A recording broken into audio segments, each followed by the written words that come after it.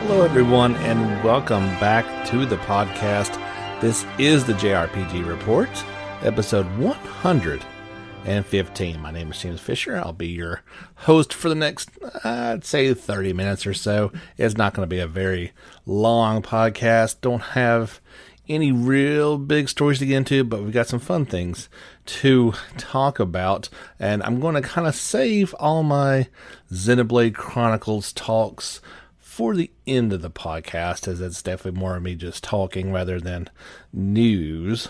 And we want to keep the news part to the beginning. First and foremost, thank you so much for tuning in this week and every week, as well as sometimes on the weekends when our Sunday special comes out. So let's get into it. The first thing, and I could have went really a couple different directions with our lead topic. I don't think there is a lead one, but let's just go with this.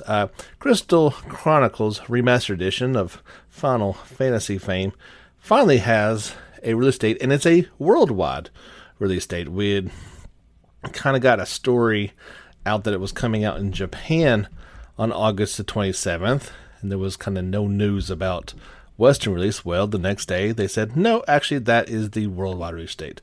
That is August the 27th. That would be for PlayStation 4, Switch, iOS, and Android.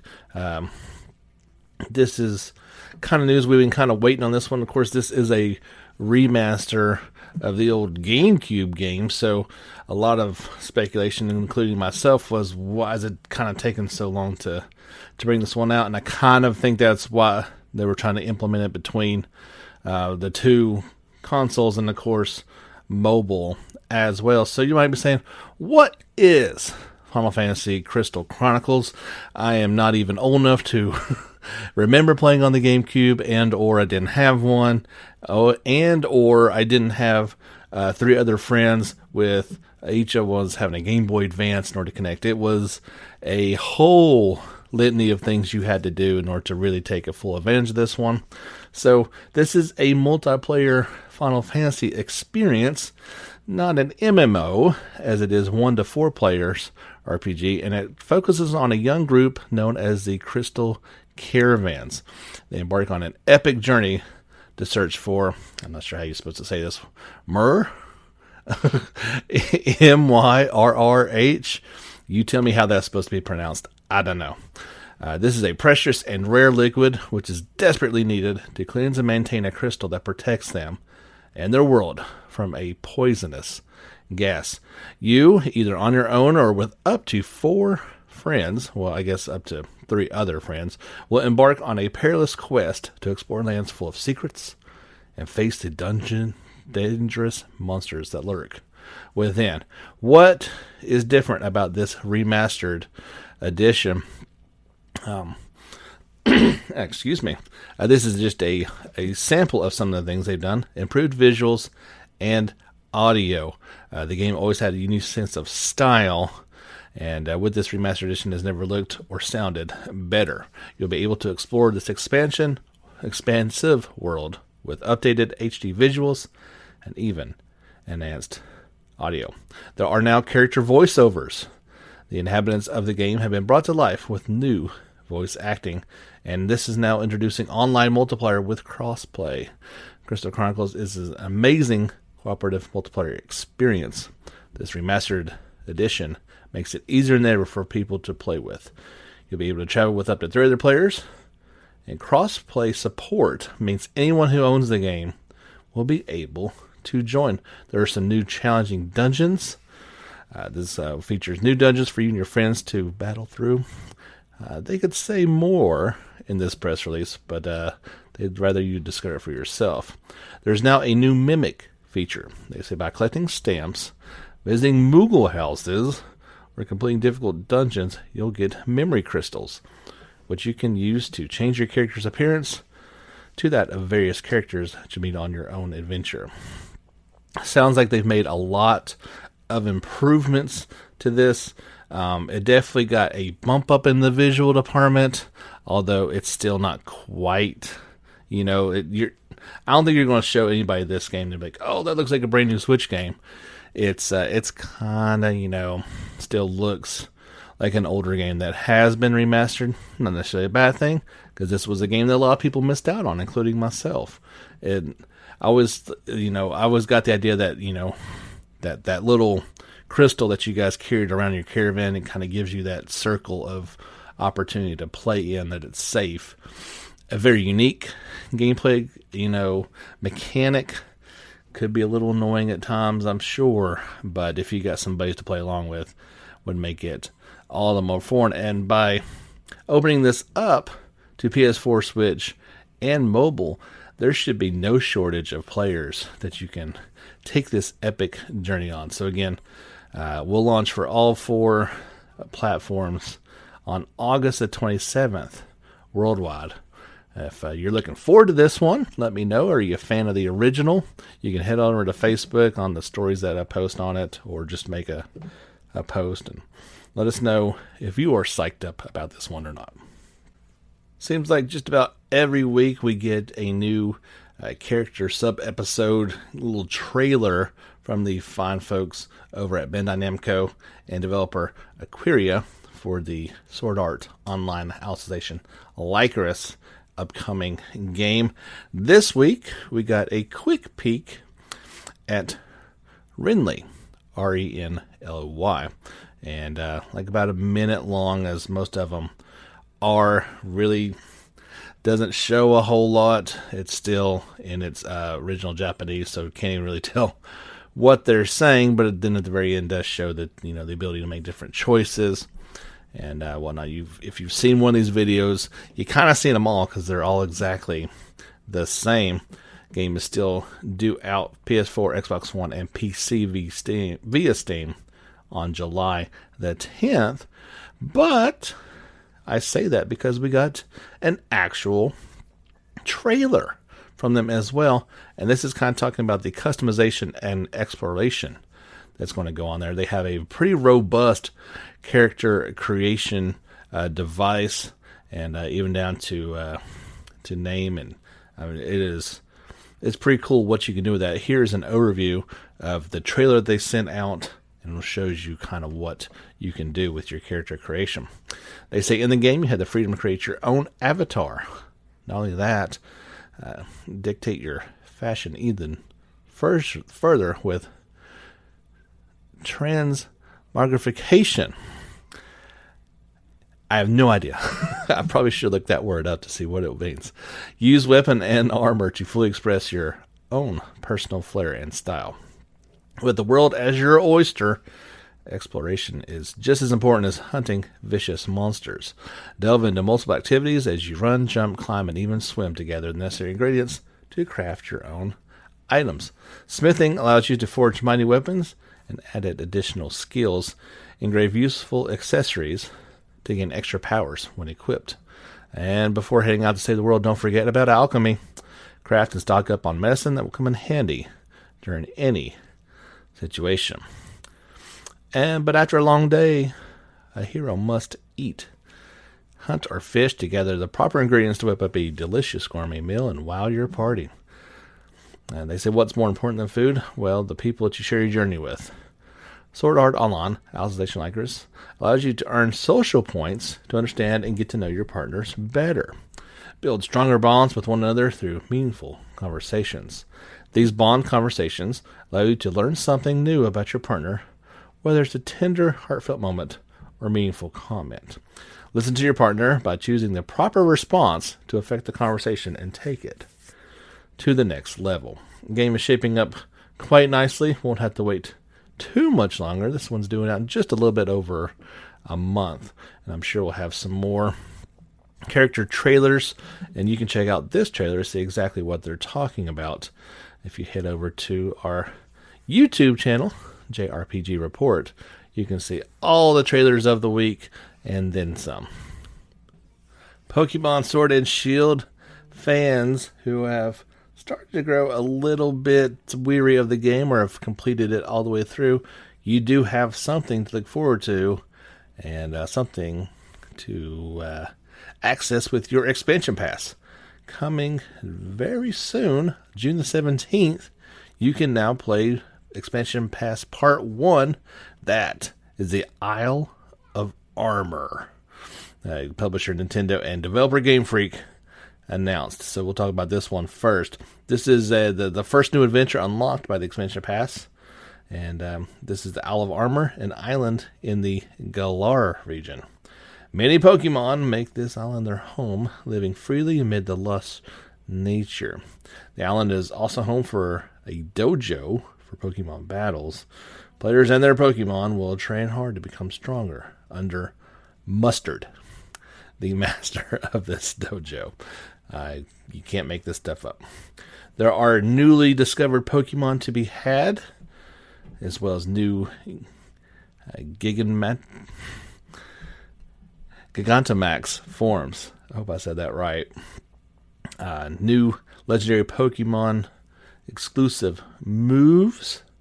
The new adventuring featured on this isle include the Cramomatic, Tutor moves, and Max Soup.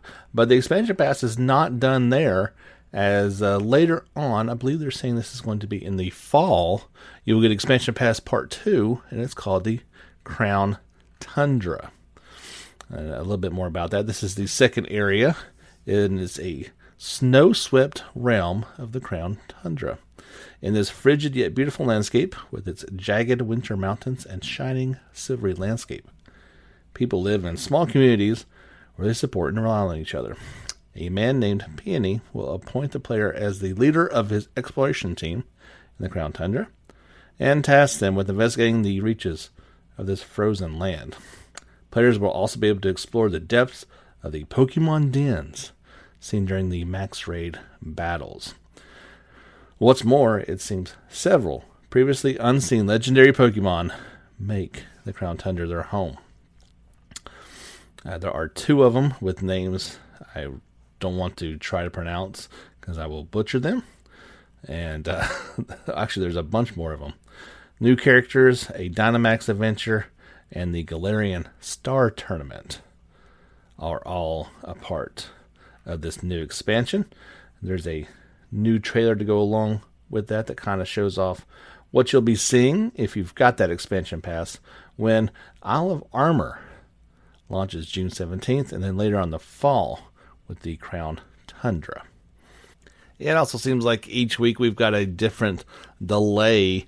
Delays are certainly it's always been a part of being a video game player, but it seems like nearly every game that we talk about here has had some sort of delay associated with the coronavirus. This one doesn't actually say that, but Compile Heart delayed the releases of VVV Tunia and Mary Skelter Finale in Japan. VVV Tunia was previously planned to come out July 2nd on PlayStation 4. It'll now be 1 month later on August the 6th. Keep in mind, these are Japan release dates. Whereas Mary Skelter Finale previously was supposed to be August the 27th. Now, about a month and a half later, that'll be on October the 8th. Compile Heart said, quote, various circumstances such as development and production schedules, end quote, as reasons for the delay, which in a roundabout way was probably caused by the worldwide pandemic. However, they did not specifically say that. It's not a huge delay. You're talking a month and a half, but that is also pretty much exactly what we've seen from these other games. Somewhere in that month to a month and a half delay because of various contributing factors, as they say. Still no Western release for either of these games. Obviously, whatever it was supposed to be will be pushed back a little bit. I dare say, you may be looking at winter 2020 or 2021 for perhaps both of these, maybe a little bit later for Mary Skelter. On a brighter note with Mary Skelter Finale, we did get some more details about the game, including more characters and even this pretty cool zapping system. So first, the new characters. The first one that we have information for is out of Jack's group, and her name is Otsu, Otsuu. She is a former nightmare girl who lives for her beloved Little Mermaid.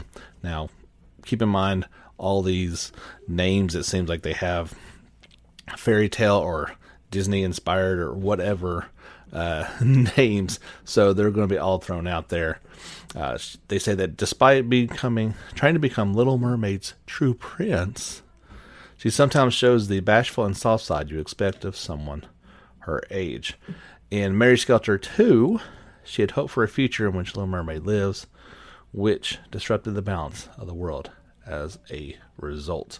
Anytime I'm going to be talking about these games, there's going to be the possibility for spoilers from the first two. You want to have a sequel or multiple sequels, it's going to be hard not to throw some of that stuff out there. Little Mermaid, who is not a mermaid, is a wholeheartedly loyal girl who values the happiness of others more than her own. Her and Atsu vowed to marry each other. And yeah, let's leave it right there. Characters in Red Riding Hood's group include Thumbelina. Although young in appearance, she is reliable, straightforward, and the oldest of the three sisters. But in front of Jack, she is unable to be herself and even takes an aggressive attitude. There is Cinderella, a girl with a condescending and bratty tone. Although she is more confident in herself thanks to Jack, her habit of getting depressed for some reason or another is still prevalent. Those are the newest characters. Let's talk about that zapping system. So this is pretty cool. This allows you to switch between protagonists in real time and make your way through the tower based. There are multiple protagonists in the game. I believe I've seen there's at least 6 so far. They say there may even be more. So you can explore the same dungeon while not being wary of each other's presence. Use your wits to navigate each protagonist and guide them through paths otherwise impossible to tread.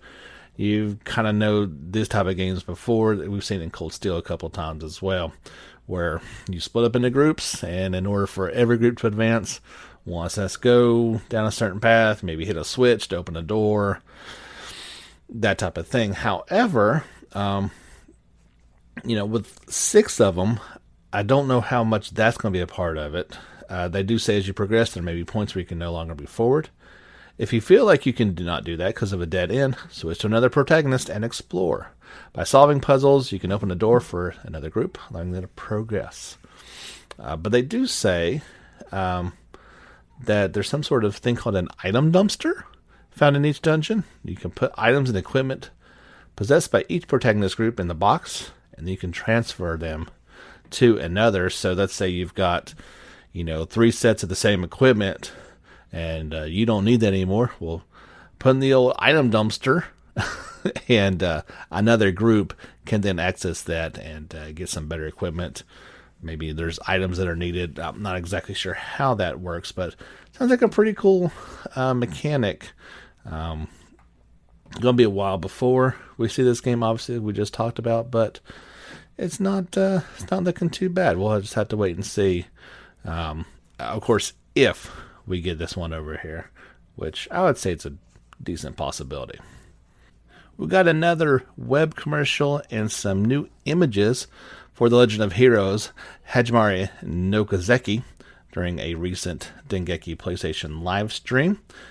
Can't really talk about the commercial, although it doesn't show too much, and these are new characters, so it's not going to ruin much, but the information that we got I can talk about, and it seems pretty cool.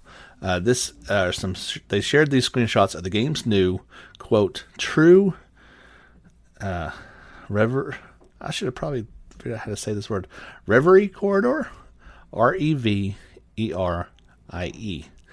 and it is a freely accessible, randomly generated, large-scale side dungeon set in a different extra-dimensional space, where various events and conversations that do not occur in the main story will unfold.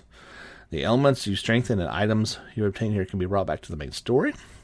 Using special items known as Reverie Fragments, you can unlock and strengthen various systems, including max BP increase, assault gauge expansion, etc. And by releasing Sealing Stones, you can unlock character episodes and various mini-games. Don't go looking at these articles and web commercials, because if you have not played all 4 of them, including Cold Steel 4, which has not come out yet, and possibly including the Crossbell series, which has never been released in the West, and all the Sky games, you're going to see things you probably don't want to see. I saw a screenshot of the roster. I guess it was on like a menu screen of characters that you could select, and I want to say there was close. They're saying there's going to be 40. I could see about 30 to choose from, and I don't know how you're going to do it. I seriously do not know how you're going to choose a party in this game. I had difficult decisions to make in Cold Steel 3. And at best, you're talking about the new and old Class 7s, maybe a special guest here or there. That was not easy to do. I do not even fathom. It's going to be very difficult in Cold Steel 4, and it's going to be impossible in Hajimari, assuming we get it, whenever we get it, in a few years.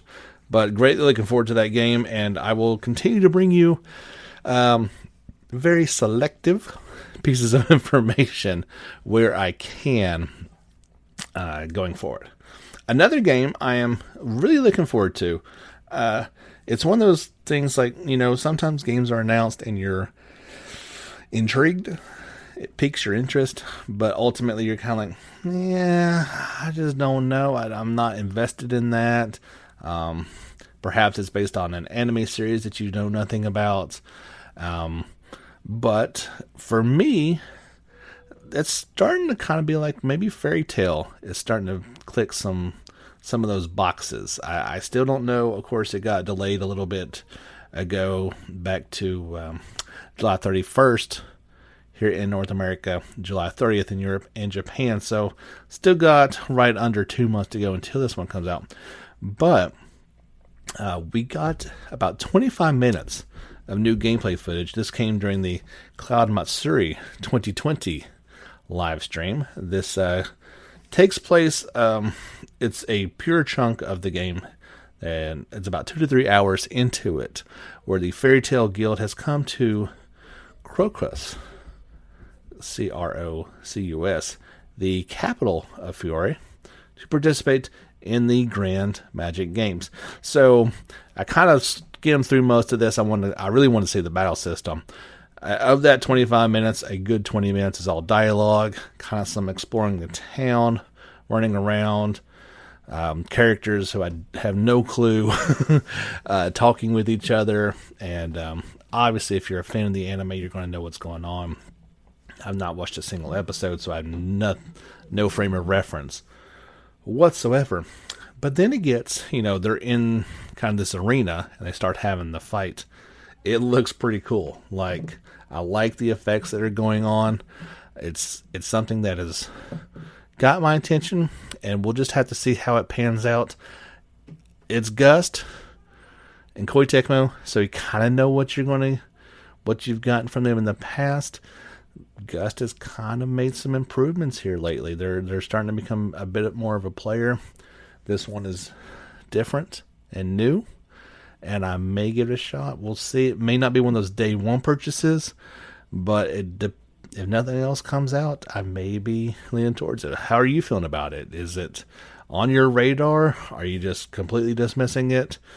How does it go for you? That's a pretty good halfway point. We'll have some more stories to talk about on the other side, as well as some Xenoblade talk at the end. You're listening to episode 115 of the JRPG Report.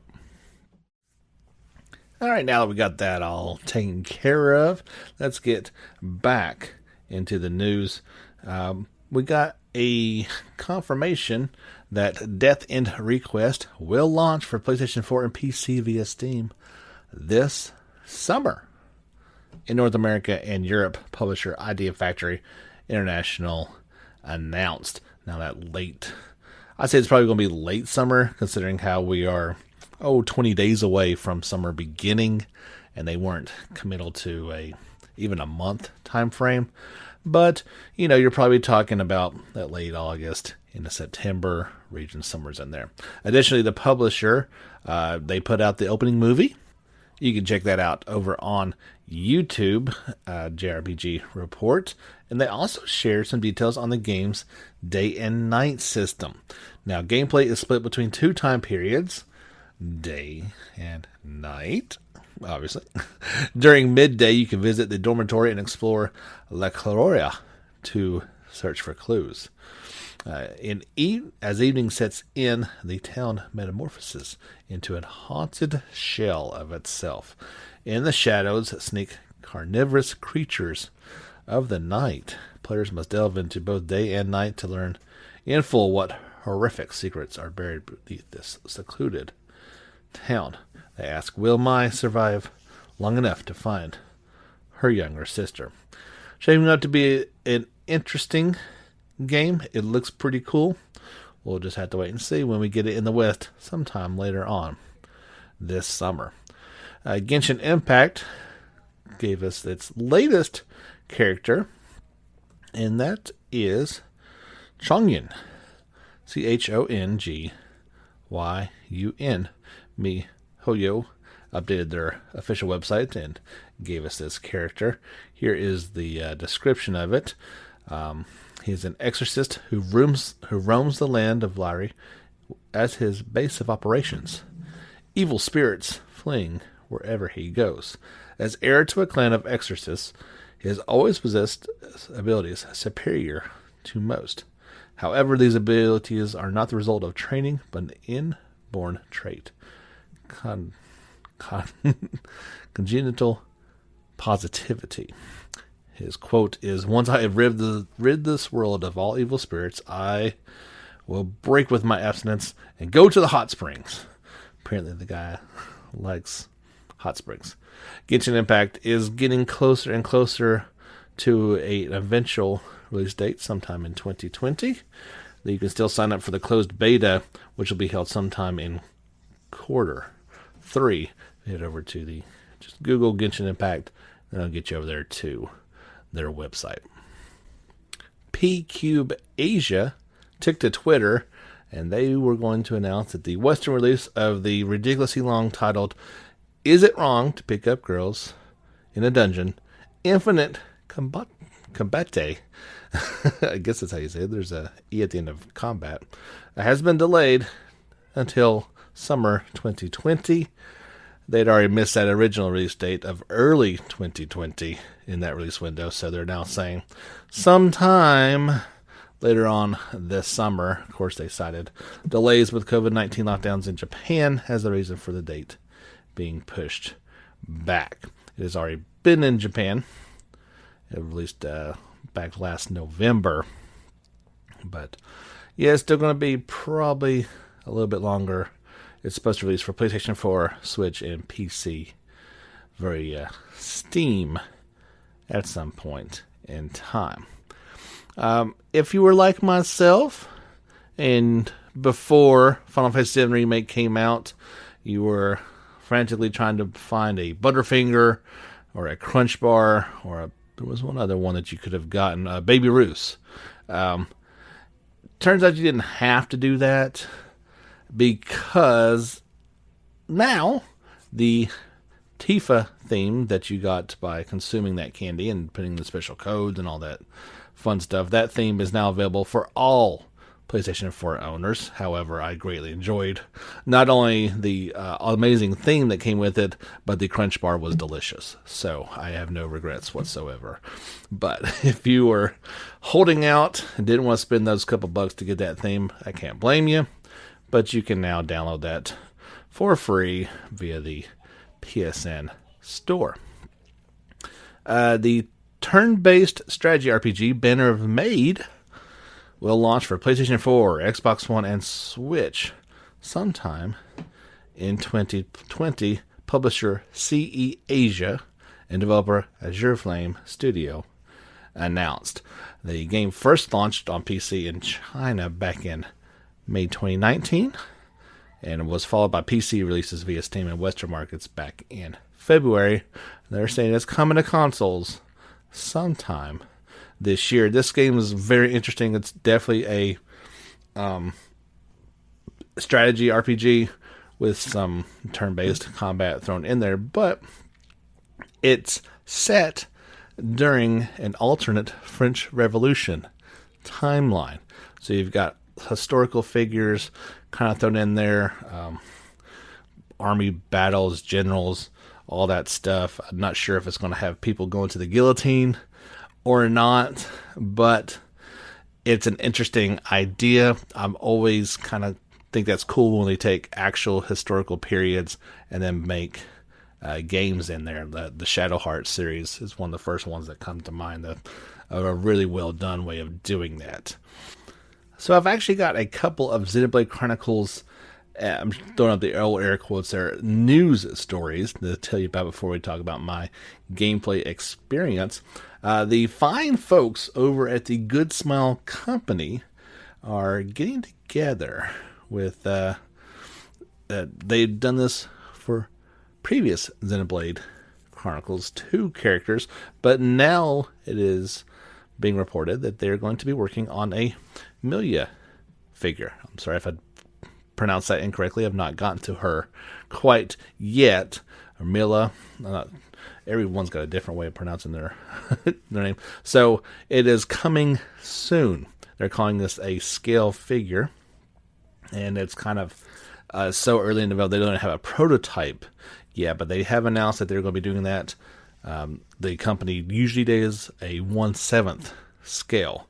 If you recall, this is the same company that bought us the awesome Pyra and Mithra figures from Xenoblade Chronicles 2. They did announce that those are getting a rerun some point this year. They even did Cosmos into a 1/7 scale figure as well. Now, these are not cheap. I believe they were somewhere in that 150 range. That may even be conservative speaking. So start saving that cash right now. I think you can get on and still find some of these figures floating around, so they may even be more than that. But extremely well made. The Pirate and Mithra in particular kind of had like these two bases that you could join together, so they could kind of be like right there beside each other if you had a ton of free cash and your significant other didn't mind you spending tons of money on action figures. I have a collection. You guys have probably seen this before, but there is a certain dollar amount that I'm just not really willing to go much past, and it's hard to explain away that period, let alone when you're talking about hundreds of dollars. It's just kind of crazy. Another story that came out, this was from the June 2020 issue of Famitsu, and they interviewed Monasauce Hirohei Segura, and he talked about some of his previous years in the industry. And what I won't read you the entire interview, but he was saying that back in the day, he was working for Square, and that was right. Although he didn't work on Xenogears, he fell in love with that game, and that came out in 1998. And so around that point in time, there was some talk about making a Xenogears 2, but as we all know, that didn't happen. And what he was saying, he didn't say this is the entire reason for it. There were many factors that went into it, but during the interview, it was definitely at least a contributing factor that Square pouring all that money into, you may not even know the movie because it was so poorly received. They made a movie called Final Fantasy: The Spirits Within. This came out in 2001, and I'm of an age that I remember really looking forward to this movie, going to the theater and watching it, and then never watching it again. it it was had no business being called Final Fantasy, but we won't go down that path. Anyway, because Square sunk so much money into this movie that Xenogears 2 and probably other things just never saw the light of day. And that is one reason why, in part, it led to him forming Monolith Soft back in 1999 with the help of several others. And since they wanted to carry on this legacy of Xenogears, but obviously didn't own the rights to it, that's why they ended up going with Xenosaga Episode 1 in 2002 for the PlayStation 2. They say when it first started out as Namco, then Bandai Namco Studio, ended up being acquired by Nintendo in 2007. As of February 2020, Monolith Soft has 243 employees. So, thought that was a pretty interesting story of how one man's desire to want to carry on the legacy of a game that he truly loved led down a completely different path, and hence why not only do we get re-release of Xenoblade Chronicles 1, but then Part 2, many people are fans of X, and then another new game in development. So it's kind of interesting how Square's decision to make a movie back many years ago has led to a pretty cool JRPG series that we know and love today. So obviously by this point, my initial estimation of 30 minutes for the podcast has been incorrect. But you never know how long it takes me to talk about these things. I can only guesstimate. Just want to talk for a few minutes about Xenoblade Chronicles, how much I'm really enjoying this game. I have a unique look at it that, obviously you guys heard my conversation with Jordan. You've heard me talk extensively about playing Part 2 ad nauseum. So, also, a fan of the Xenosaga series as well. I think, for me, I came in with some pretty high expectations for this. Many people had even gone to say that Part 1 is better than Part 2. So, I think my initial impression of the game was a little disappointing. However, the more and more I play of this one, I definitely am loving the game. It is very well done. The story is awesome. The exploration is fantastic. It is definitely that world. It's just different. I think part of my disappointment is some of the visual side of it. I am coming from a world of PlayStation 4 and, just playing Remake, one of, if not the best looking game that we've seen so far. Persona 5 Royal, which is a very good looking game as well. And then I fire up my Switch and I'm playing a Wii game, which absolutely looks so much better than it did. But as my wife asked me a couple hours into it, she asked if this was a remaster or a remake of it. And of course I had to say yes. You can tell it's not been made from the ground up. And I've kind of noticed in spots it looks like there's some drop areas in terms of they touched up this over here but didn't here, so the quality kind of drops a little bit at times. A really fun part, I was in a boss fight last night and kind of the cut scene build up right before the fight, and at one point we were all floating in midair. The platform beneath us was completely gone. Those are the type of moments that definitely give you a good chuckle. But then it's really odd because there are times when you're looking at and it's completely gorgeous. Like it does a really good job in certain spots. So I'm not quite sure what's going on it. Now, I can definitely say this because I am capturing it with my laptop and then, uploading to YouTube. You can, small plug, you can check all that out on the YouTube channel, my nightly playthroughs. And so I've got the capture screen on the laptop, and I believe it's 17 inches. It looks so much better on that small screen. And then when you blow it up on my 65-inch, there's it's not made for that. And I think a lot of that is the fact that it was a Wii game. TVs and resolutions have greatly increased since then, and so you're getting a little bit more bleh look to it. All that being said, that's just the way it looks. Plays great. I don't know which battle system I prefer. I kind of feel like I kind of approach each battle, at least at this point, in a very similar fashion, and I'm still getting used to it in a lot of ways. But it's good. It's really good. It's a lot of fun.